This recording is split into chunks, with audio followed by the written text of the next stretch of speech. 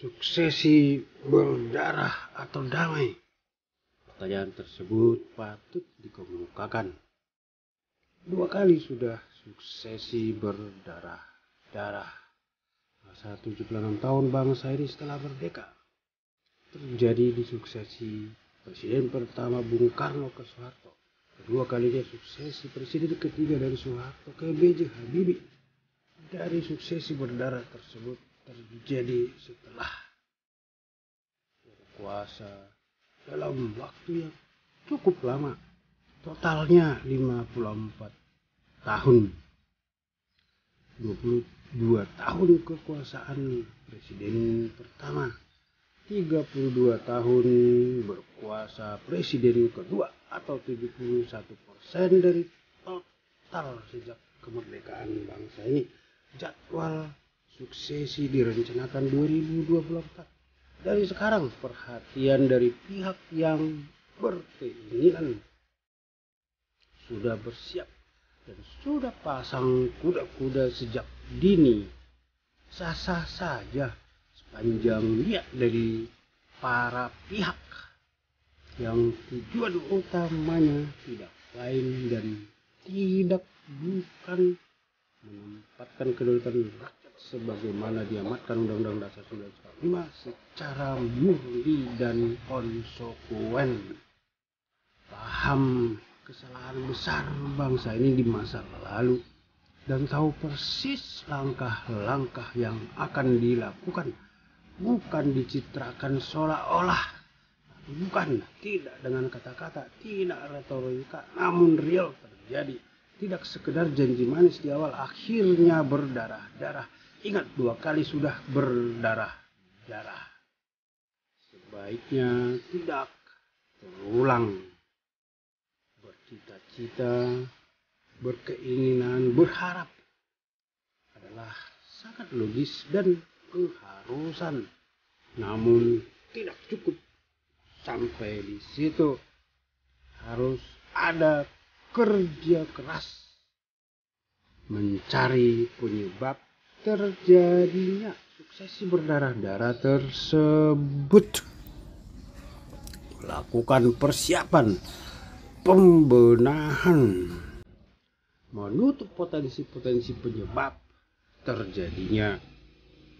Tinggal buka sejarah bangsa ini. Langsung aja apa yang terjadi di suksesi pertama. Bangsa ini juga sudah diberikan contoh nyata. Bukan teori, bukan katanya. Cuplikan video berikut ini. Suksesi dari Bung Karno ke Soeharto. Kemudian juga suksesi Soeharto ke B.J. Habibie. Dan tersirat pesan yang sangat sakral bagi bangsa ini untuk menata suksesi. Kebersamaan satu visi dan misi membangun, mengejar ketinggalan. Perhatikan dan bagian akhir catatan penting pesan buat bangsa ini agar menjadi keharusan untuk tidak terulang. Video sukses ini membahas dengan dasar sejarah. Video sukses ini video selanjutnya dari sisi ketuhanan. Dan video ketiga khusus topik suksesi dari aspek politik. Proklamator kemerdekaan bangsa ini Bung Karno, kemerdekaan Republik Indonesia. Tetapi sekarang ini, seperti sekarang ini, pada hari ini, di stadion utama ini, saya berbicara langsung kepada rakyat seluruh Indonesia.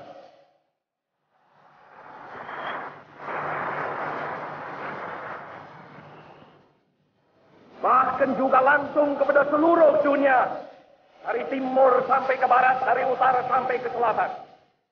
Saya sekarang tidak terutama sekali berbicara sebagai presiden mandataris.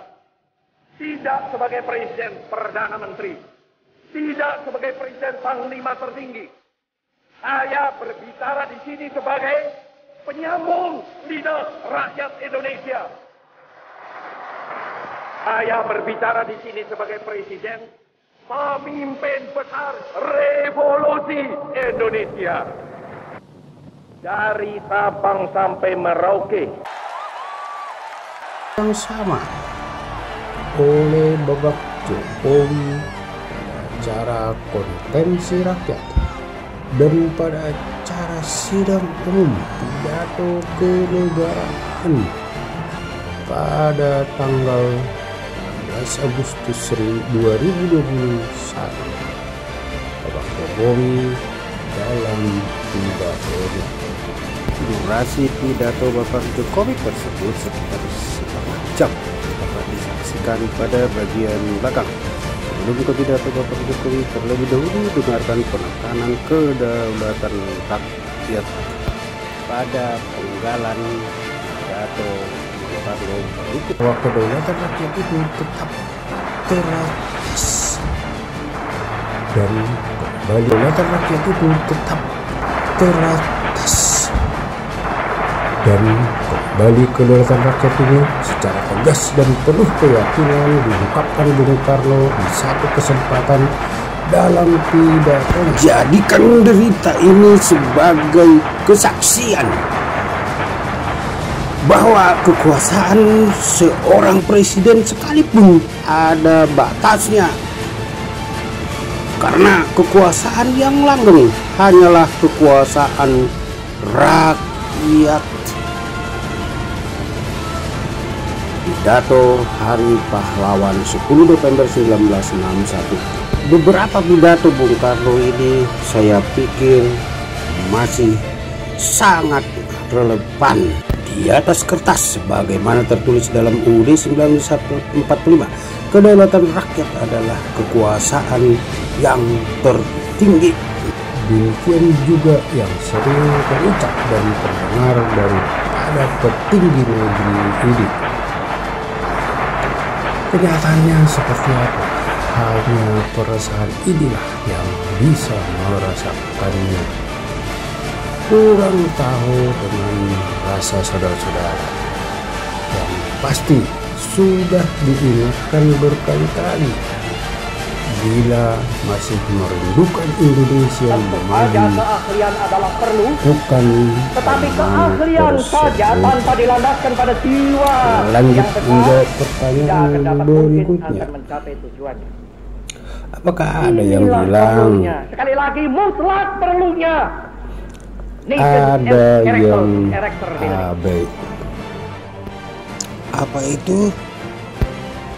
Jawabnya akhlak moral, panca ajimat, bangun trisakti karakter. harus kita pertahankan terus, malah harus kita Mereview ke belakang hal-hal krusial yang sudah disampaikan proklamator berikut ini. Komando saya dengan tegas ialah gagalkan, hei seluruh rakyat Indonesia, gagalkan pendirian negara Papua itu.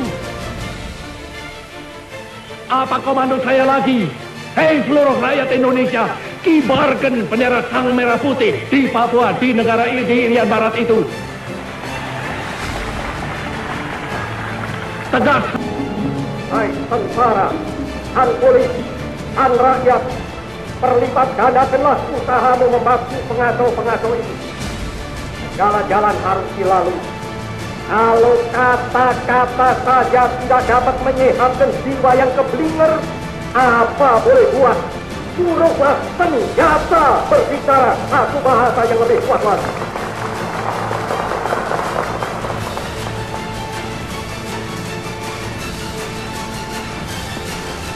Padahal angkatan perang tidak boleh ikut-ikut politik. Tidak ada bangsa apapun yang akan disilas oleh sejarah itu sama sekali. Kalau pihak Belanda menentangnya dengan misalnya tetap tidak mau menyudahi kolonialisme di Irian Barat, satu hari akan datang, entah besok, entah lusa, yang dia pasti digiling silas oleh sejarah. Hidup harus makan, yang dimakan hasil kerja, Jika tidak bekerja, tidak makan. Jika tidak makan, pasti mati. Inilah undang-undangnya dunia. Inilah undang-undangnya hidup. Mau tidak mau, semua makhluk harus menerima undang-undang ini. Terimalah undang-undang itu dengan jiwa yang besar dan merdeka. Jiwa yang tidak menengadah, melainkan kepada Tuhan. Sebab kita tidak bertujuan bernegara hanya satu windu saja. Kita bertujuan bernegara 1000 windu lamanya. Bernegara buat selama-lamanya. Jerbasuki Mowobeo. Sekali merdeka, tetap merdeka. Merdeka, merdeka buat selama. Dengan jiwa proklamasi di dalam kalbu. Tinggalkan alam yang lampau. Tetapi jangan mengeluh. Jangan mengeluh. Keluh adalah tanda kelemahan jiwa. Ya, memang alam yang lampau salah. Alam yang lampau itu ini kita rasakan seperti satu pembuangan waktu 10 tahun lamanya. Tetapi toh jangan mengeluh. Berbesarlah hati bahwa kita sekarang ini segar dan berjalanlah terus. Sekali lagi saudara-saudara, sekali lagi, dan segala tenaga dan segala modal yang terbukti progresif akan kita ajak dan akan kita ikut sertakan dalam pembangunan Indonesia.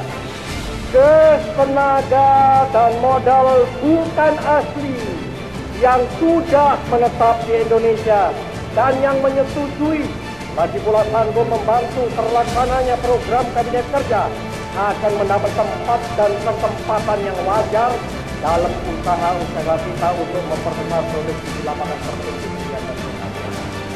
Tinggalkan sama sekali alam liberalisme. Tinggalkan sama sekali segala konstruksi-konstruksi dari alam liberalisme. Tinggalkan sama sekali Undang-Undang Dasar 50. Masuklah sama sekali dalam revolusi lagi. Pakailah Undang-Undang Dasar 45 itu sama sekali sebagai alat perjuangan. Ibaratkanlah sama sekali benderanya demokrasi terpimpin. Hiduplah sama sekali secara baru. Berjuanglah sama sekali secara baru. Demikianlah boleh diibaratkan makna ketika banting setir ke jalan benar kembali.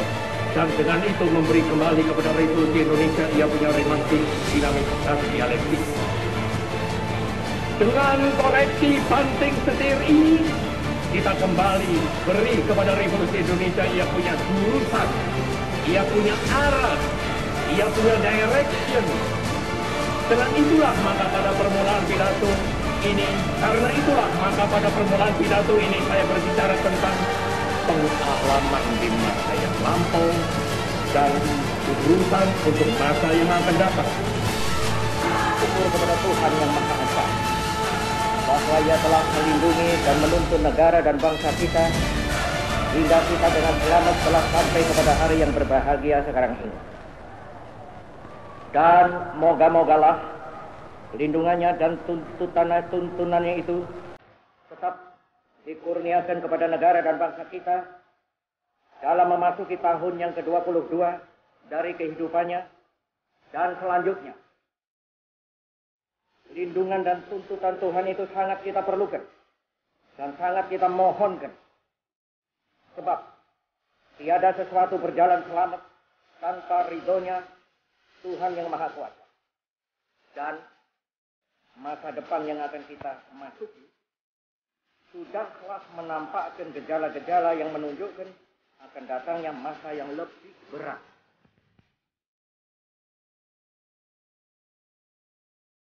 Surat perintah 11 Maret itu mula-mula jiwa kita yang sedalam-dalamnya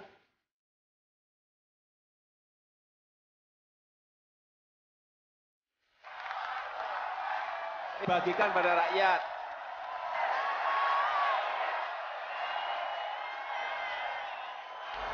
Pada konferensi rakyat, langkah-langkah strategis yang disampaikan Bapak Jokowi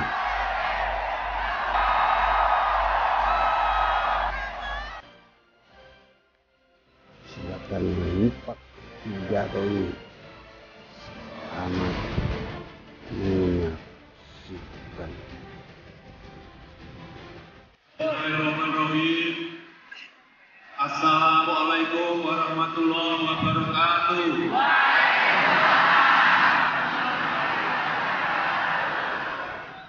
Selamat malam, salam sejahtera untuk kita semuanya. Om Swastiastu, Namo Buddhaya, salam kebajikan. Bapak Ibu, saudara-saudara, dan seluruh rakyat Indonesia yang saya cintai dan yang saya banggakan.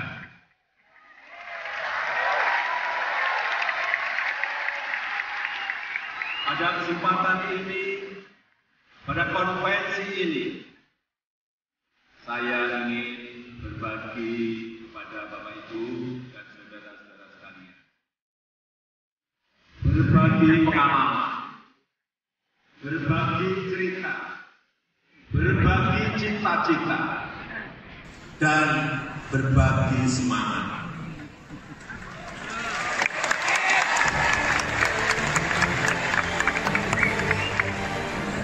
Saya lahir dan tumbuh dari keluarga yang sangat sederhana.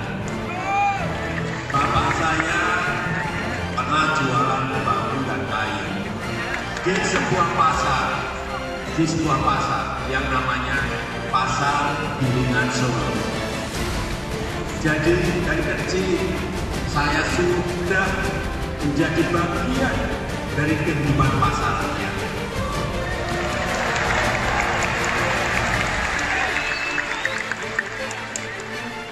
Bapak saya juga menyambi sebagai sopir.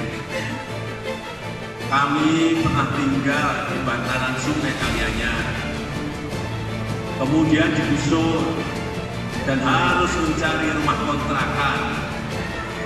Pengalaman ini menumbuhkan tekad saya agar rakyat Indonesia tidak mengalami kesulitan seperti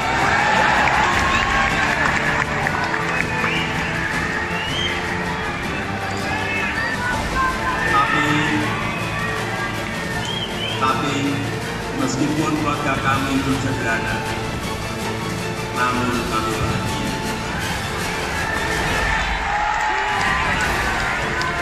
Dan masa kecil saya penuh dengan gembira. Saya belajar dan bermain di sungai bersama dengan teman-teman saya. Namun keluarga seperti keluarga kami selalu dihantui oleh ketakutan. Dihantui ketakutan tidak bisa berobat ketika sakit. Dan dihantui ketakutan tidak mampu meneruskan sekolah. Sebab itu saya bertekad rakyat Indonesia harus bebas dari rasa ketakutan seperti itu.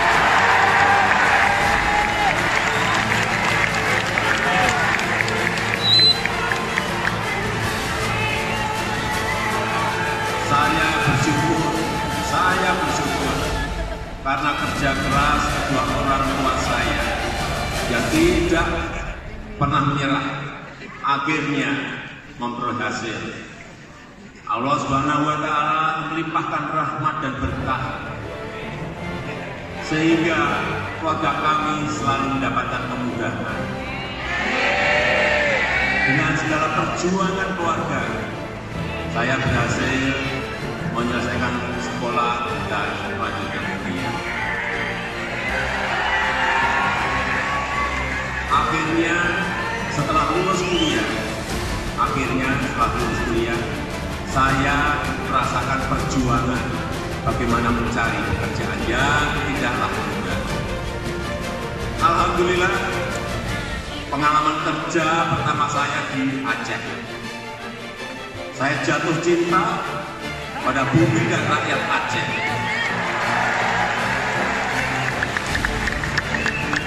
Pengalaman ini membuat saya mendalami keberagaman Indonesia.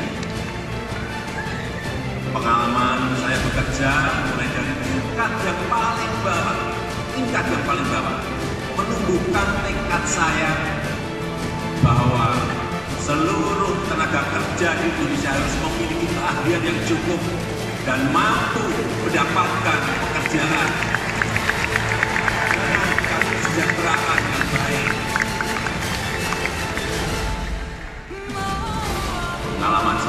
Aceh juga menunjukkan pentingnya peranan istri di dalam meniti karir saya.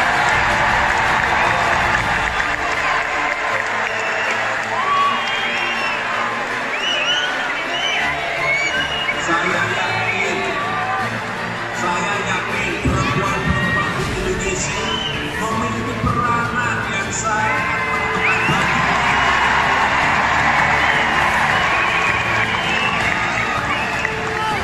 bagi keluarga, bagi masyarakat, dan bagi bangsa dan negara Indonesia.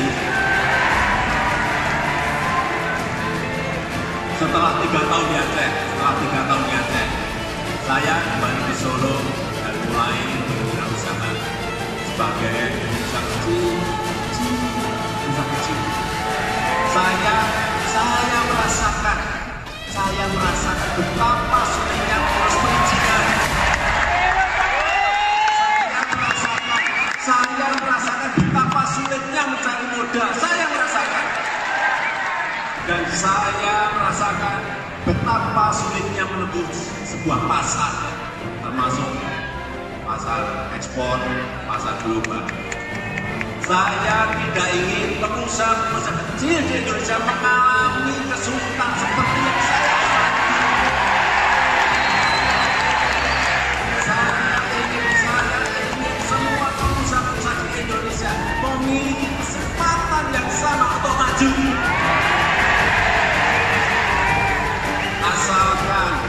Asalkan kita mau bekerja keras,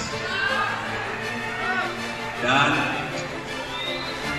karena panggilan untuk berbuat lebih banyak lagi untuk rakyat, saya masuk ke dunia politik dan menjadi wali kota. Pengalaman panjang sebagai wali kota 2 periode, kemudian gubernur DKI Jakarta, dan kemudian menjadi presiden.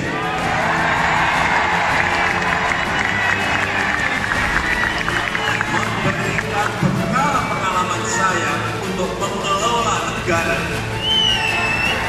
Memberikan bekal ke saya mengelola negara.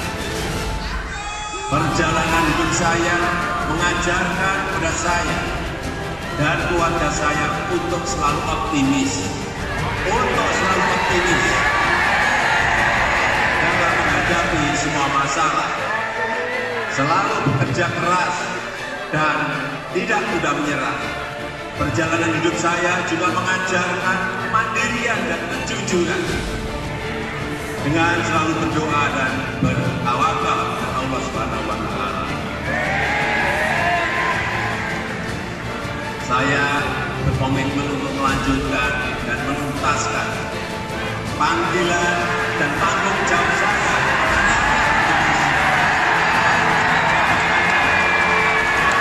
Saya optimis Indonesia maju. Saya optimis rakyat sejahtera. Saya optimis Indonesia setara. Saya optimis layak kerja. Saya optimis Indonesia maju.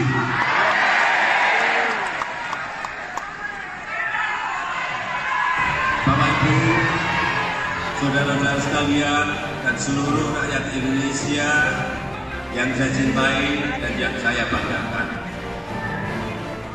Apa arti Indonesia maju bagi kita? Apa arti Indonesia maju bagi kita? Indonesia maju adalah Indonesia yang tidak ada satupun rakyatnya yang tertinggal, bisa meraih cita-citanya.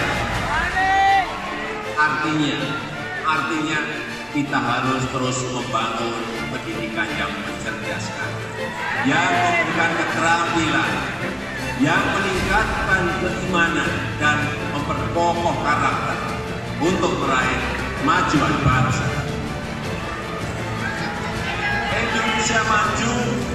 Indonesia maju adalah Indonesia yang demokratis, yang memiliki kepastian hukum agar setiap orang dapat dilindungi bumi dan memiliki hak yang sama di depan hukum. Artinya kita harus membangun sistem hukum yang bersih dan terpercaya untuk memberantas korupsi, untuk menegakkan keadilan, untuk menjalankan kejahatan yang ada.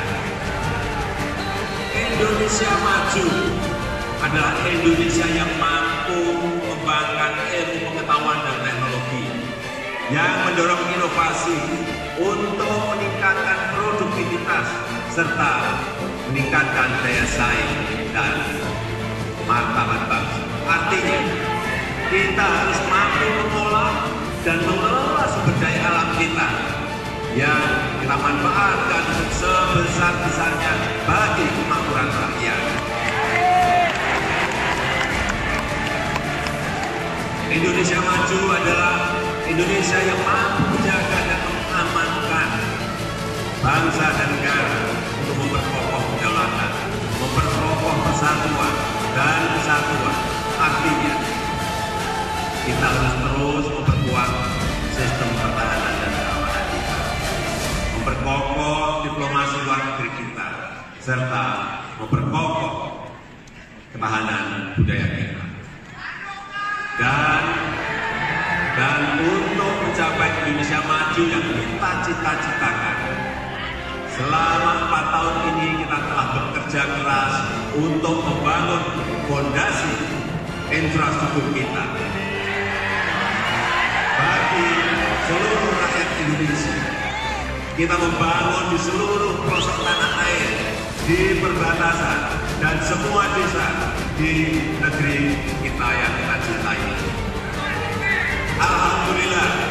Alhamdulillah, untuk pertama kalinya angka kemiskinan telah turun di bawah 10%.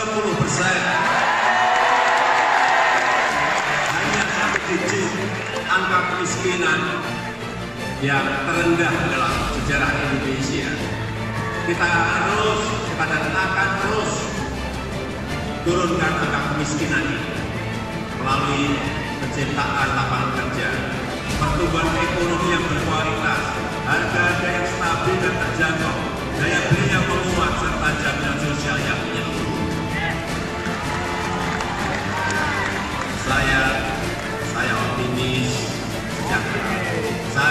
optimis kerja kita selama ini mensejahterakan rakyat Indonesia. Selama 4 tahun kita telah berhasil membangun sistem jaminan sosial yang mensejahterakan. 10 juta keluarga telah mendapatkan bantuan PKH. Kartunya seperti ini. Sehingga anak-anak dari keluarga prasejahtera, dari keluarga miskin tetap bisa bersekolah, bisa mendapatkan imunisasi dan tambahan makanan yang bergizi. Dan lebih dari 15,5 juta keluarga miskin telah mendapatkan bantuan pangan seperti Ibu Siti dari Bekasi, Jawa Barat. Ibu Siti sekarang ada di tengah-tengah kita. Untuk di mana Bu Siti? Siti di mana? Sana. Ya, Siti di sana.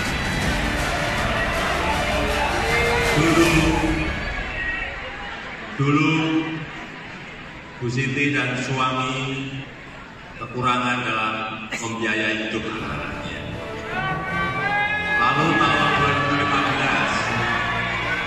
2015 Ibu Siti mulai berani berjualan lontong sayur dan gado-gado. Ini dibantu melalui program PKH, program keluarga harapan. Dan sekarang usaha Ibu Siti Jariah berkembang pesat. Sekarang sudah menerima pesanan catering untuk acara kantor dan kawinan.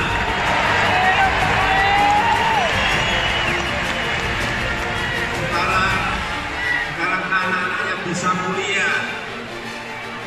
Sudah senang ya Bu ya? Sudah senang. Artinya apa? Ibu Siti sudah sudah lulus dari PKH, dari program Keluarga Harapan. Ini hebat, beliau ini hebat sekali. Inilah contoh, ini adalah contoh dengan bekerja keras, tidak pernah menyerah, optimis bisa saja. Maka Ibu Siti mampu memajukan ekonomi keluarganya. Saya ingin ajukan jempol pada Bu Siti. Tepuk tangan untuk Bu Siti. Ya, silakan duduk Bu Siti. Silakan duduk kembali.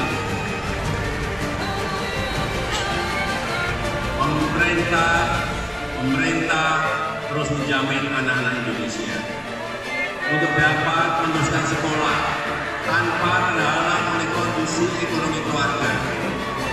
Dan 18,7 juta siswa telah mendapatkan KIP. Ini seperti ini kartunya. Kartu Indonesia Pintar untuk bersekolah, untuk membeli buku, untuk membeli seragam, dan membeli sepatu. Dan hampir 1 juta mahasiswa dari keluarga miskin mendapatkan beasiswa. 5.000 anak di Papua telah mendapatkan beasiswa afirmasi. Dan kita telah memberikan beasiswa kepada 20.000 anak-anak muda terbaik, termasuk dari pesantren, untuk meneruskan kuliah di luar negeri.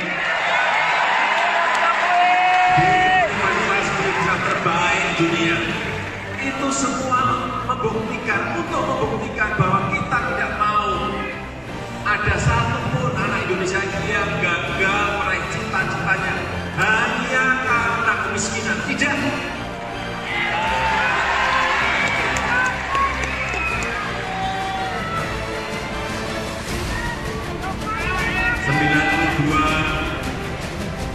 Juta jiwa juga telah memegang yang namanya kartu Indonesia Sehat seperti ini, sehingga dijamin kesehatannya dan tidak jatuh miskin jika anggota keluarganya jatuh sakit. Kita tidak boleh lagi mengenal istilah orang miskin dilarang sakit, tidak boleh. Semua rakyat Indonesia harus bisa memperoleh pelayanan kesehatan. Tetapi semua hal tersebut bagi saya tidaklah cukup. Saya ingin melakukan lebih banyak lagi untuk kesejahteraan rakyat. Program PKH, program Keluarga Harapan, dan Beras Sejahtera setelah akan saya perkuat dengan program kartu sembako murah seperti ini. Nanti akan ada kartu sembako murah seperti ini.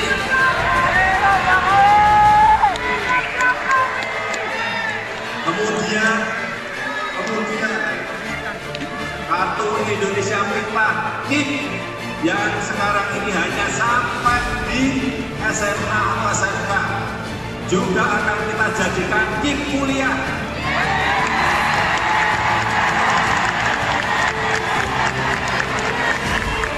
Artinya kartu Indonesia Pintar KIP kuliah.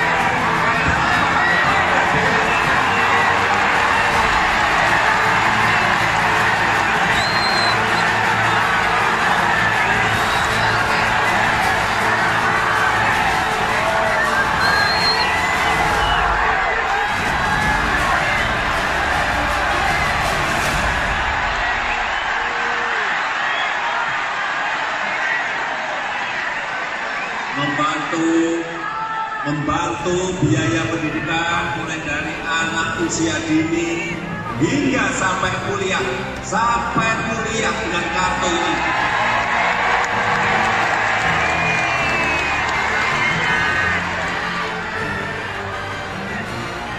Bapak Ibu dan saudara-saudara sekalian dan seluruh rakyat Indonesia yang saya cintai dan yang saya banggakan. Selama 4 tahun ini kita telah melakukan pemberdayaan ekonomi rakyat, terutama kelompok perempuan. Program kelompok ibu mekar dan UMI, kita memiliki program mekar dan program UMI, membuktikan bahwa perempuan-perempuan Indonesia adalah tiang keluarga yang tangguh.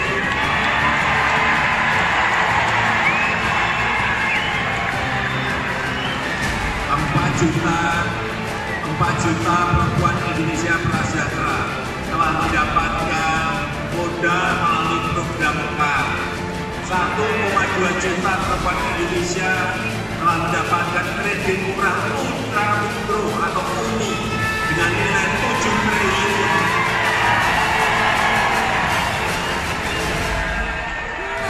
Seperti Bu Reda dari Cilincing. Bu Reda ada enggak? Bu Reda dari Cilincing. Ya. Mana Bu Reda? Oh, di situ ya. Ya. Silakan berdiri Bu Reda. Biar kelihatan. Ya. Silakan media tanya sendiri ke Bu Reda. Tanya sendiri, nanti saya dikira karang-karang cerita.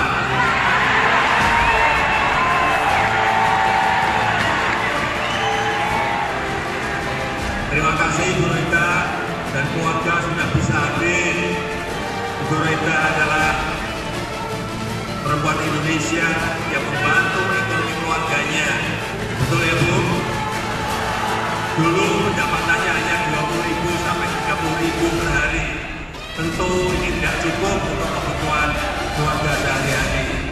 Namun Bu Reda tidak pernah mengeluh dan tidak pernah menyerah. Dengan berdagang dan bekerja keras serta dibantu oleh program mekar, sekarang omset Bu Reda telah mencapai 1,5 juta per hari.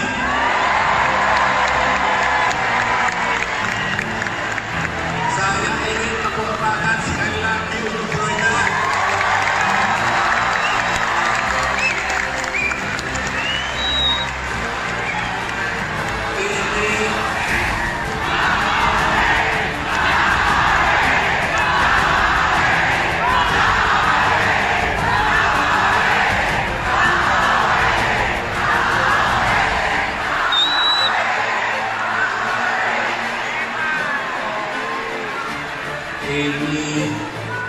Ini adalah potret perempuan hebat Indonesia. Perempuan hebat Indonesia. Silakan duduk lagi, Bu Reda. Duduk.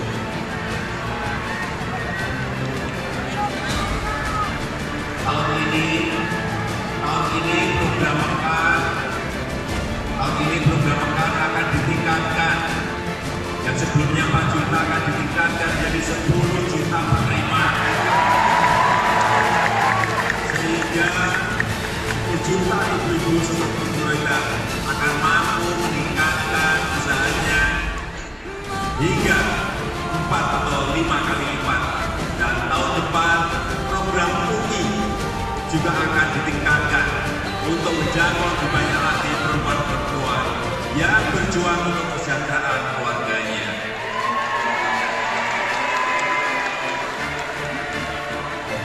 Saya paham perempuan-perempuan sering menghadapi pilihan-pilihan yang sulit pada saat mereka harus bekerja, namun juga harus tetap terus menjalankan kodratnya sebagai ibu.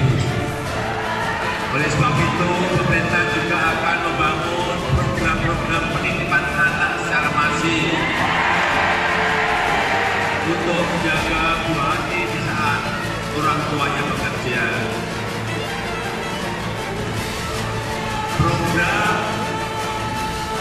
Program pelatihan keterampilan bagi perempuan dan program pelatihan wirausaha bagi perempuan adalah wujud dari pembangunan perempuan berdaya. Seperti pengalaman saya banyak wirausaha yang tidak bisa mengakses modal karena tidak memiliki agunan. seperti ini, program sertifikasi tanah.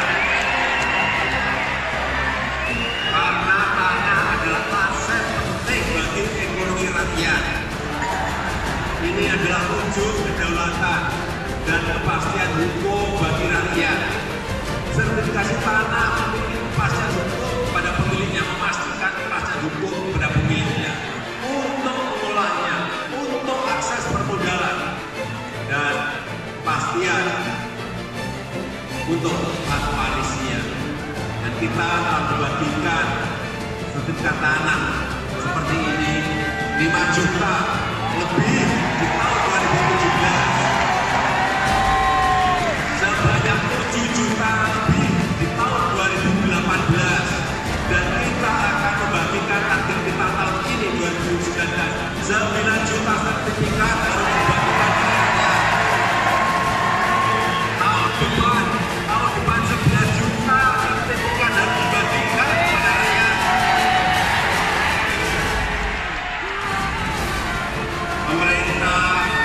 Pemerintah juga melaksanakan program perhutanan sosial. Program perhutanan sosial kita telah membagikan konsesi untuk masyarakat, konsesi untuk rakyat di sekitar hutan. Sudah kita bagikan sebesar 2,6 juta hektar.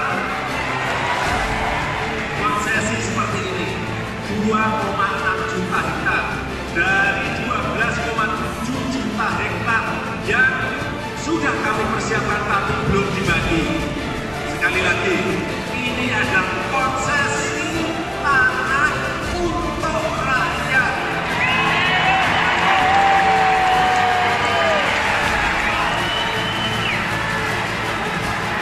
Konsesi tanah untuk rakyat kecil.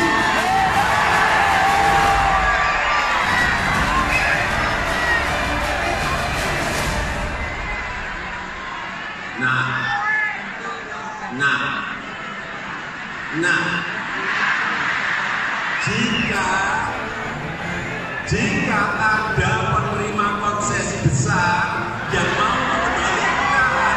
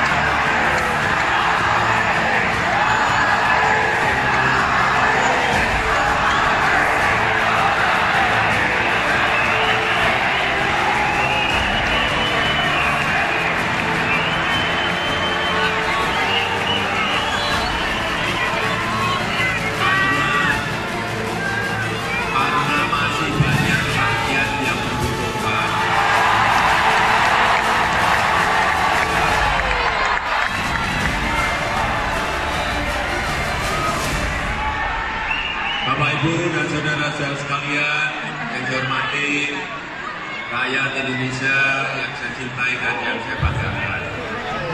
Separuh dari penduduk Indonesia tinggal di desa. Dan dengan tingkat kemiskinan yang lebih tinggi dari perkotaan, kita telah mulai program dana desa untuk membangun ekonomi desa, membuka konektivitas, dan membuka kesempatan kerja seluas-luasnya di desa. Selama 4 tahun ini, dana desa sudah mencapai 187 triliun. Jalan dan jembatan desa terbangun, posyandu dan PAUD, air bersih dan sanitasi telah meningkat, dan ekonomi desa juga berkembang. Pendapatan masyarakat desa juga meningkat besar. Angka pengangguran di desa pun juga turun. Dalam 5 tahun ke depan, kita rencanakan total dana desa akan mencapai 400 triliun rupiah.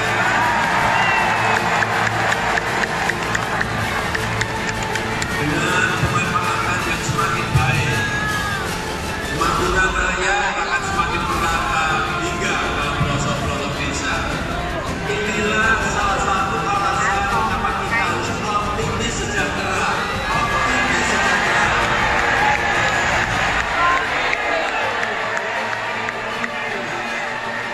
Sektor pertanian adalah sektor penting dan strategis bagi bangsa Indonesia. Kita telah membantu petani dengan membangun bendungan, waduk, dan irigasi. Kita juga telah membantu petani dengan memberikan alat mesin pertanian. Ke depan kita ingin semakin menggunakan teknologi untuk meningkatkan produktivitas petani. Dan kita ingin menghubungkan petani dengan pasar. Para petani akan kita untuk berkooperasi dan masuk ke industri hilir seperti penggilingan, pengemasan dan pemasaran, dan produk ikutannya. Koperasi petani harus berdaya saing sebagaimana perusahaan modern. Itulah yang saya sebut sebagai mengkorporasikan petani. Mengkorporasikan petani. Itulah yang sering saya sampaikan, ciri-ciri dari petani kita masa depan. Petani yang mampu berkelompok besar dalam sebuah korporasi, sehingga ke depan kita harapkan petani akan semakin canggih. Petani canggih. Saya mengucapkan terima kasih yang sebesar-besarnya kepada seluruh petani Indonesia yang sudah bekerja keras meningkatkan produktivitas untuk membangun ketahanan pangan. Sekali lagi, petani canggih. Indonesia adalah negara maritim. Laut adalah kekayaan negara yang harus kita kelola dan kita manfaatkan untuk generasi sekarang dan yang akan datang. Kita telah bangun fasilitas untuk pengolahan hasil laut. Kita siapkan yang namanya bank mikro nelayan. Bank mikro nelayan. Sehingga mudah mendapatkan modal.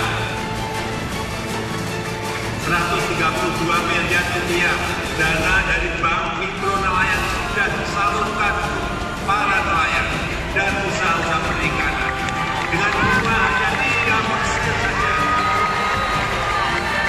Tahun ini kita akan tingkatkan penyaluran bank mikro nelayan hingga mencapai 975 miliar rupiah. Kita juga akan meningkatkan penggunaan teknologi untuk meningkatkan produktivitas nelayan dan menjaga kelestarian laut. Maka kita hadirkan program pangan laut berkelanjutan. Anugerah laut Indonesia wajib kita pelihara, kita rawat generasi yang akan datang. Generasi seusia cucu kita serta generasi selanjutnya. Ibu sekalian, rakyat Indonesia yang saya cintai, yang saya banggakan, listrik adalah tulang punggung bagi bangsa dan perekonomian negara. Dalam menyongsong era industri 4.0, alhamdulillah kita telah mampu meningkatkan rasio elektrifikasi, rasio listrik kita, kelistrikan kita hingga 98% lebih.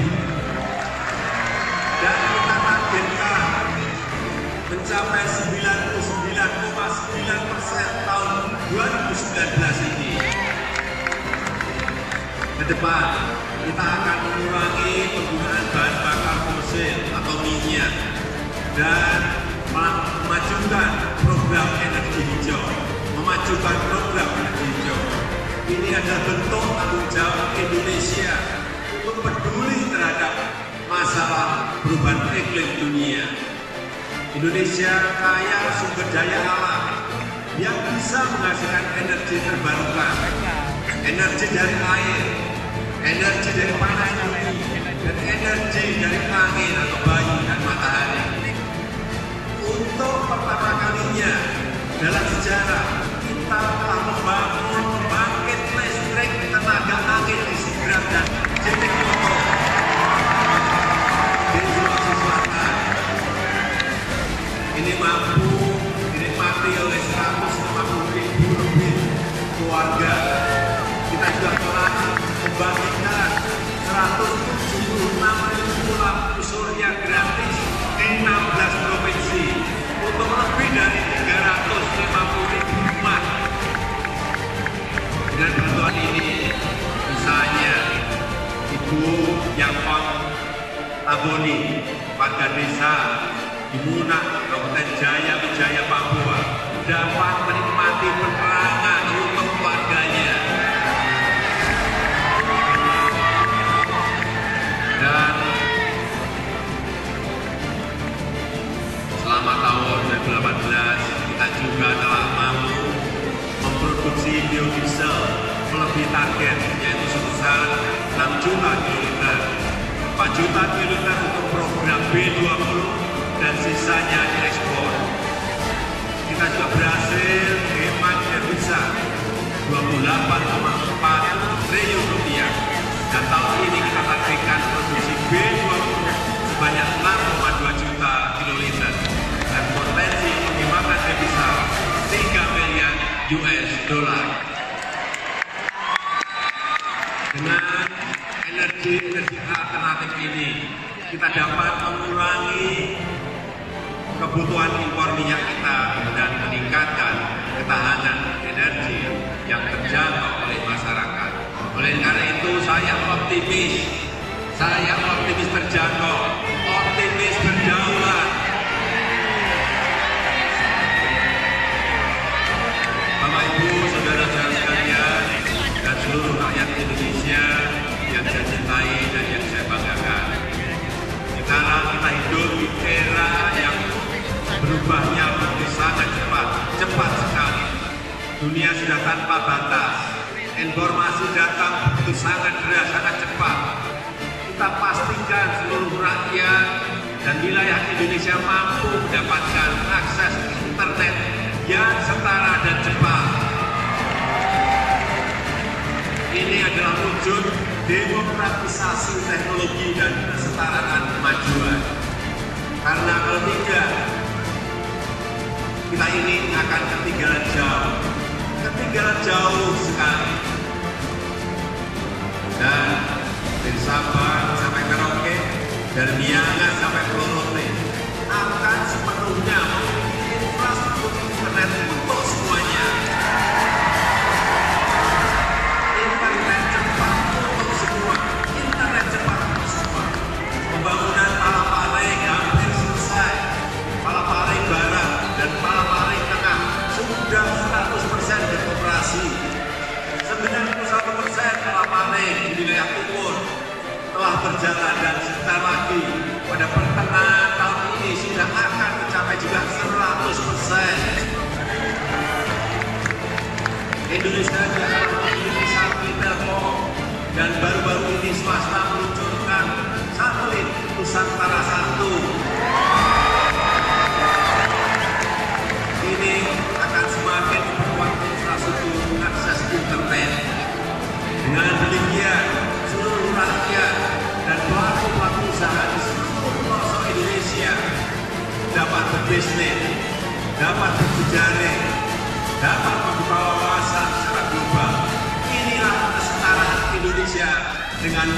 kemajuan dunia, maka kita optimis setara. Dengan infrastruktur yang semakin kuat terbangun, peluang kerja akan semakin banyak tercipta. Ini adalah satu jawaban bagi para pencari kerja di Indonesia. Namun, kita masih perlu untuk meningkatkan kualitas keterampilan kita dari para pekerja kita. Dan kita telah meluncurkan berbagai program vokasi.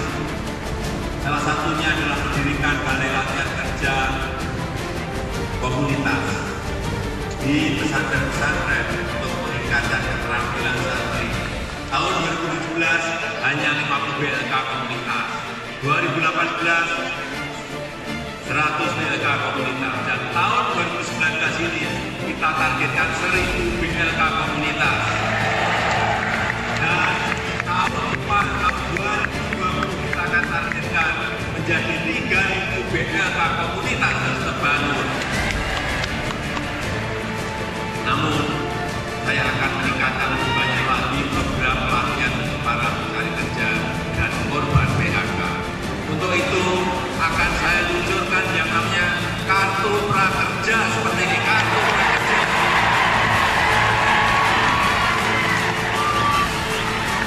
Akan kita luncurkan untuk memberikan layanan pelatihan vokasi, untuk skilling, untuk reskilling, dan untuk upskilling.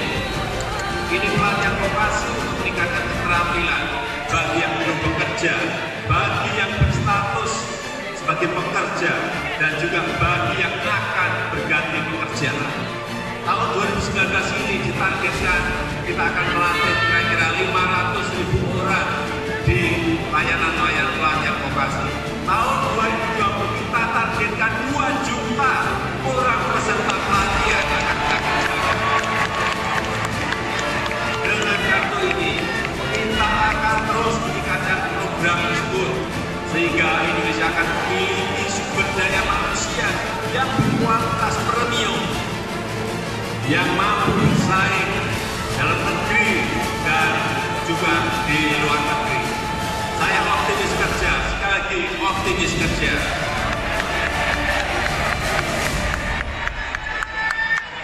Dan untuk menunjang sumber daya manusia premium, SDM premium, saya akan terus meningkatkan kualitas perguruan tinggi di seluruh Indonesia. Dan untuk memperbaiki kualitas pembangunan di seluruh pelosok tanah air, kita akan terus meningkatkan dana abadi pendidikan dan penelitian, dana abadi pendidikan dan penelitian. Saat ini kita harus tahu, saat ini kita telah memupuk dana abadi pendidikan kita sebesar 66 triliun rupiah. Besar sekali. Dan akan terus kita tingkatkan hingga mencapai 100 triliun dana abadi ini dalam waktu 5 tahun. Kita juga telah memulai 1 triliun dana penelitian abadi. Ke depan kita ingin tingkatkan hingga mencapai 50 triliun dana abadi penelitian dan pengembangan. Saya juga akan membentuk dana abadi untuk mendukung perguruan tinggi terbaik di Indonesia untuk masuk dalam peringkat terbaik dunia. Di tahun 2020 kita akan mulai dengan alokasi kurang lebih 10 triliun. Saya optimis maju, saya optimis setara. Dengan SDM premium, saya optimis generasi muda dan milenial akan mampu bersaing dan eksis di dalam kompetisi global. Lihat pengalaman 4 unicorn Indonesia.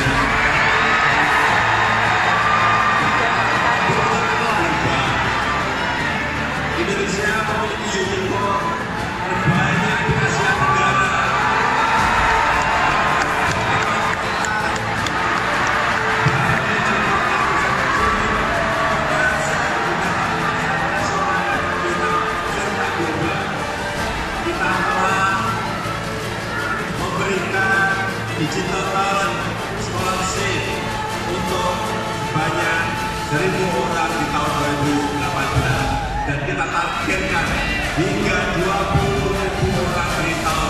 2020 nanti.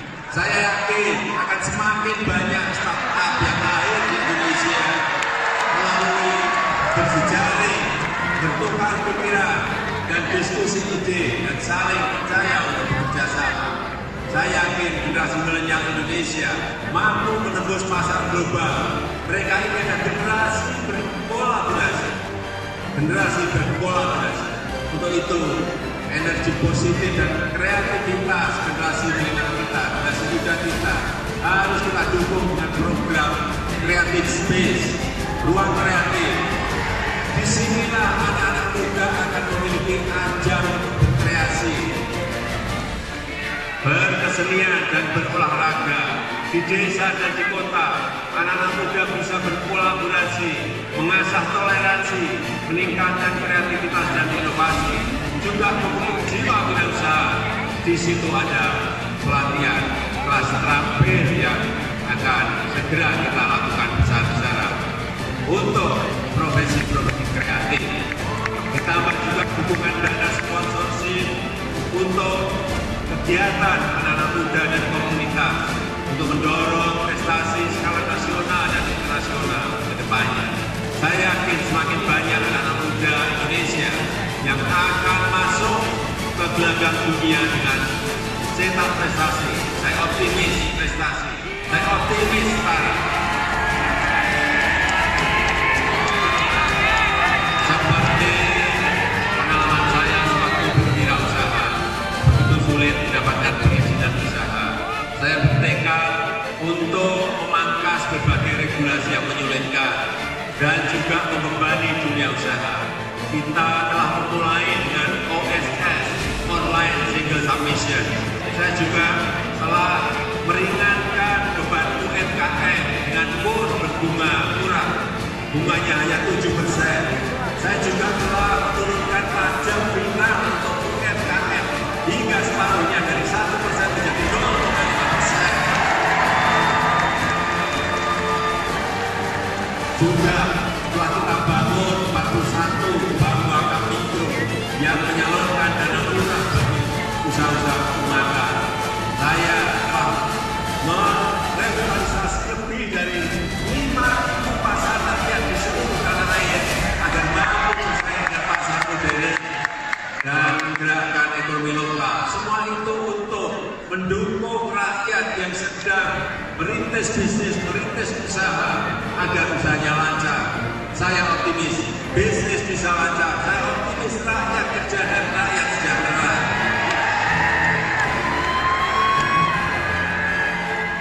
Bapak Ibu, saudara-saudara sekalian, seluruh rakyat Indonesia yang saya cintai dan saya banggakan. Tekad kita dalam mewujudkan Indonesia maju yang optimis dan siap menghadapi tantangan perubahan zaman. Indonesia yang penuh harapan dan kesempatan. Indonesia yang membuat semua mimpi dan cita-cita warganya bisa diwujudkan.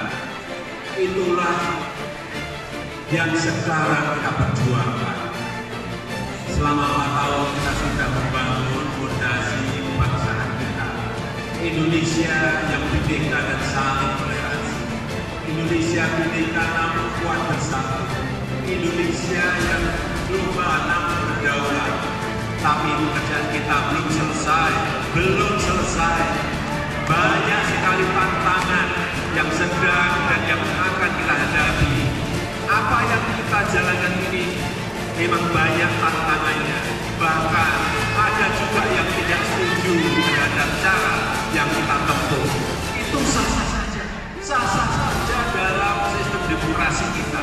Namun saat ini kita perlu bersatu untuk mengejar ketertinggalan kita.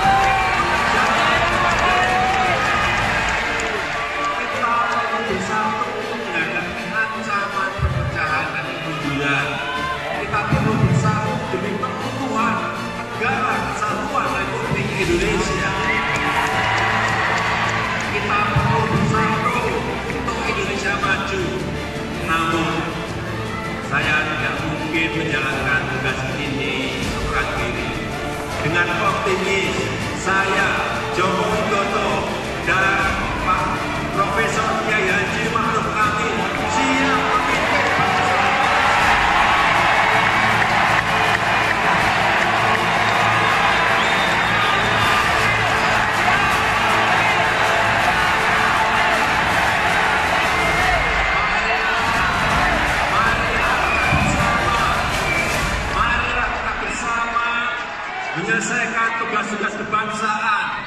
memajukan bangsa Indonesia, bersama membangun Indonesia maju. Semoga Allah Subhanahu wa Ta'ala memberikan ridho dan kemudahan.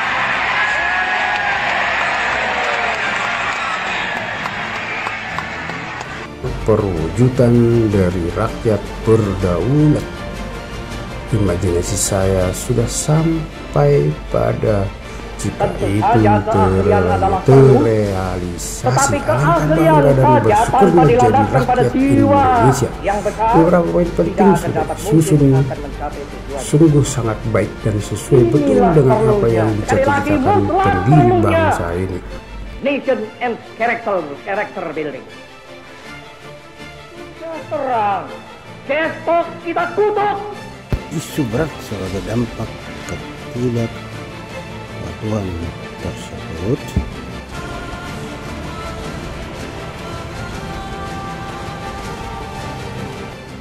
yang utama adalah menyelamatkan rakyat.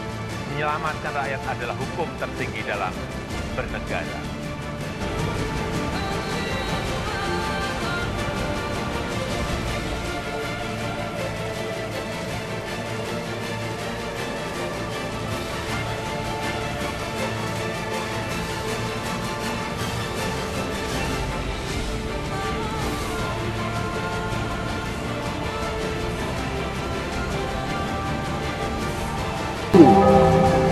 Terbukti lagi pesan Bung Karno, proklamator bangsa ini, sebelum membangun fisik jiwanya dulu karakter building.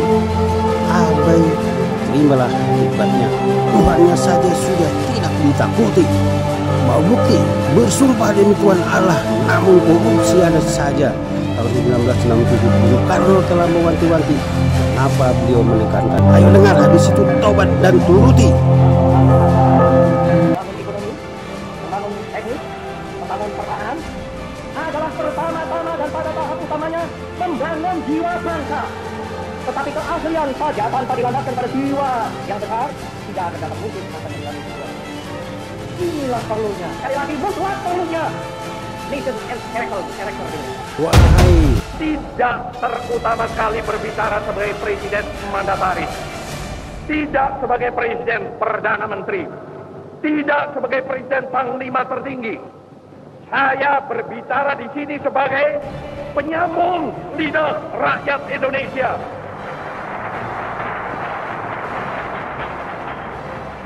Saya berbicara di sini sebagai presiden pemimpin besar revolusi Indonesia. Dari Sabang sampai Merauke, 4 perkataan ini bukanlah sekadar satu rangkaian kata ilmu bumi. Dari Sabang sampai Merauke bukanlah sekadar menggambarkan satu geografi begrip. Dari Sabang sampai Merauke bukanlah sekadar satu geographical entity. Ia adalah merupakan satu kesatuan kebangsaan. Ia adalah satu national entity.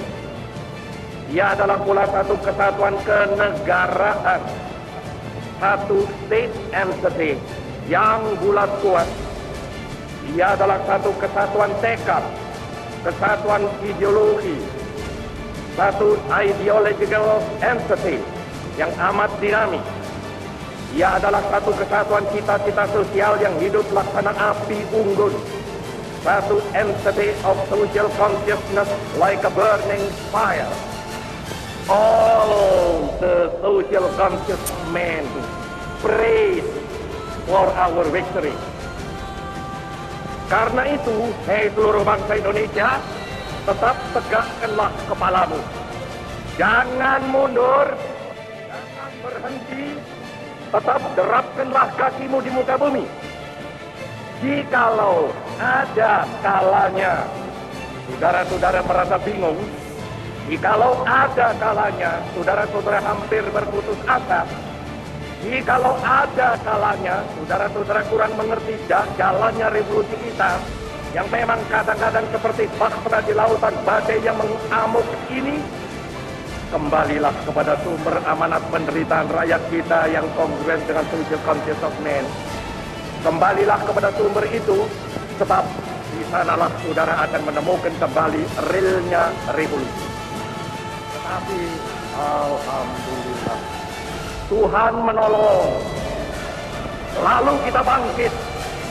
Lalu kita menggeledekan, kita punya stop kepada segala penyelewengan mental itu.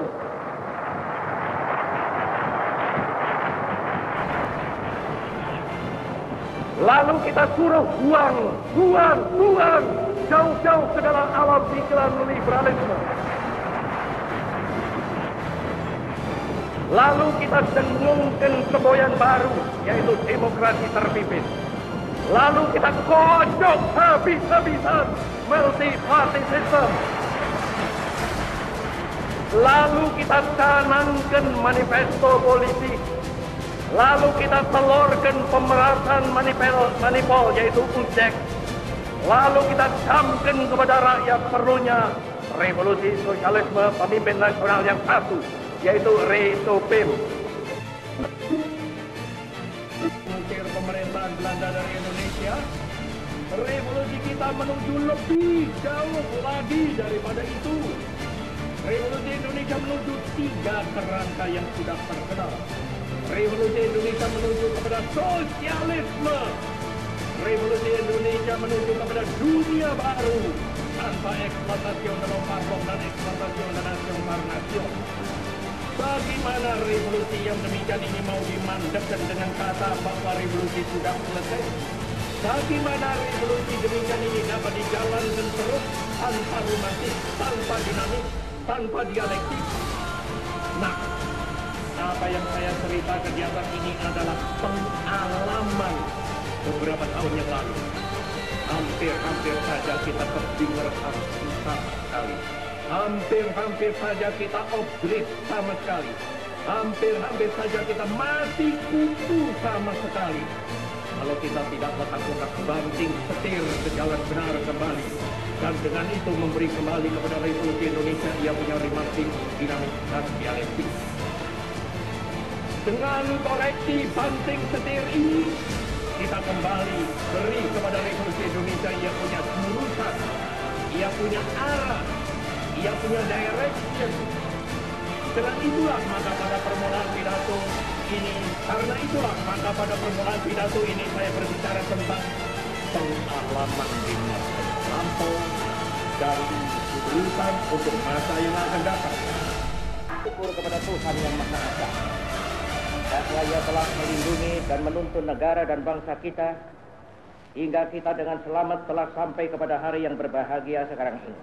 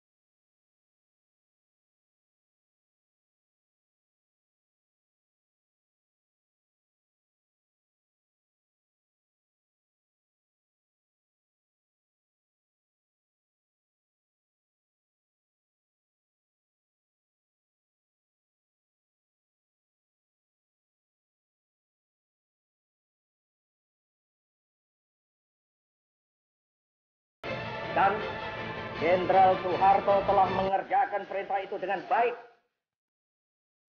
Saya mengucap terima kasih kepada Jenderal Soeharto akan hal ini.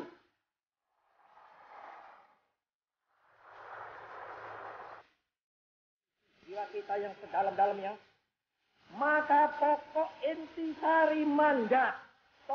intisari mandat yang saya terima dari MPRS ialah membangun bangsa, nation building, dari kemerosotan zaman kolonial untuk dijadikan satu bangsa yang berjiwa, yang dapat dan mampu menghadapi semua tantangan. Atau bangsa yang merdeka dalam abad ke-20 ini. Itulah intisari pokok daripada mandat MPRS kepada saya. Sesungguhnya toh, bahwa membangun satu negara, membangun ekonomi, membangun teknik, membangun pertahanan, adalah pertama-tama dan pada tahap utamanya membangun jiwa bangsa. Bukankah demikian? Sekali lagi, bukankah demikian? Tentu saja keahlian adalah perlu, tetapi keahlian saja tanpa dilandaskan pada jiwa yang besar tidak akan dapat mungkin akan mencapai tujuan. Inilah perlunya. Sekali lagi, mutlak perlunya. Nation and character building. Sudah terang. Besok kita kutuk.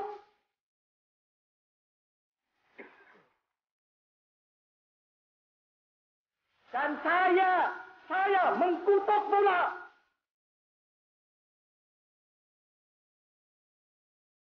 Dan seperti sudah kukatakan berulang kali dengan jelas dan tanda, yang bersalah harus dihukum. Untuk itu aku bangunkan Mahmiluk. Tetapi kenapa kita sesudah terjadinya gestok itu harus robah haluan? Kenapa kita sesudah terjadinya gestok itu harus melempar jauh beberapa hal yang sudah nyata baik? Tidak. Pancasila, Panca-Azimat, Trisakti harus kita pertahankan terus, malahan harus kita pertumbuhkan terus.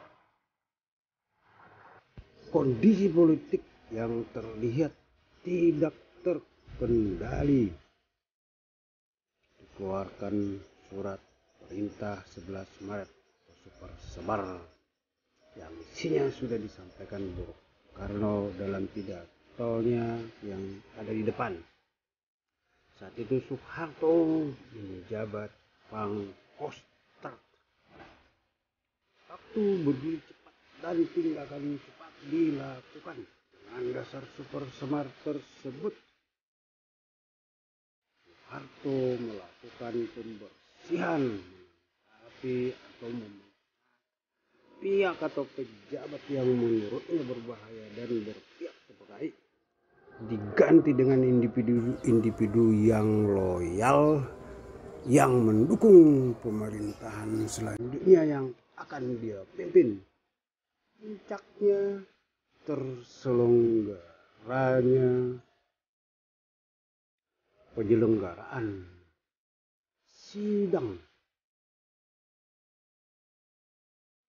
Majelis Permusyawaratan Sementara MPRS yang diketuai oleh Jenderal Ahmad Haris Nasution, satu-satunya jenderal senior yang selamat dari pembunuhan. Memimpin sidang sampai tengah malam, berjalan sangat alot, dipenuhi dengan perdebatan, dihadiri oleh rakyat, unsur mahasiswa dan militer. Kemudian sepanjang tersebut membuahkan ketetapan menetapkan Soeharto sebagai presiden kedua menggantikan Bung Karno. Selanjutnya Soeharto dilantik pada tanggal 27 Maret 1968 sebagai presiden kedua Republik Indonesia oleh Ketua MPRS Jenderal Abdul Haris Nasution. Bung Karno tidak hadir, hanya mengirimkan surat ucapan selamat. Dalam pidato pertamanya di gedung MPRS, berjanji menegakkan hukum, menegakkan konstitusi, dan menegakkan demokrasi. Berjanji tak boleh ada diktator, baik diktator perorangan, diktator kelompok, maupun diktator militer. Berjanji tidak ada diktator pemaksaan mayoritas pada minoritas. Tidak boleh satu golongan pun a priori memaksakan kehendak. Demokrasi Pancasila berisi hikmat kebijaksanaan untuk mufakat berdasarkan musyawarah dan perwakilan. Tidak boleh dibiarkan penindasan kaum lemah oleh golongan kuat, baik dengan cara-cara ekonomi, baik cara-cara politik. Dari perjalanan panjang kedua presiden terdahulu tersebut yang memerintah total 54 tahun dari 76 tahun Indonesia merdeka. Awalnya dukungan masyarakat, karena di awal yang disampaikan benar-benar apa yang didambakan dan diinginkan rakyatnya. Gak salah muncul kemudian ketika arah berbeda atau melenceng dari yang sudah pernah disampaikan. Masalah datang, kepercayaan berangsur turun. Sekuat apapun mempertahankannya tak akan bisa. Cepat atau lambat runtuh dan diruntuhkan. Bukti sudah ada dan hal tersebut mutlak adanya. Sesi tahun 2024 sangat penting demi kelangsungan bangsa ini. Bukan masalah cukup banyak. Dibutuhkan kesadaran dan lapang dada dari semua pihak. Jangan maksain diri. Risiko sungguh dahsyat, baik bagi rakyat, baik bagi individu yang berambisi dan bernafsu, selain dukungan rakyat yang mungkin buta atas pencitraan yang dipesankan. Kiranya bisa berdamai dengan diri sendiri, bertanya apakah mampu. Sungguh berat dan dibutuhkan pribadi yang menguasai persoalan bangsa, tahu strategi yang tepat untuk bangsa ini, tidak nurut ke kelompok atau individu yang punya kuasa, tegas dan adil, berani mengeksekusi semua kebijakan tanpa pilih kasih, menguasai, tegas dan berani, hanya fokus ke tujuan mewujudkan kedaulatan rakyat sesuai amanat Undang-Undang Dasar 1945. Bila tidak memiliki, jangan coba-coba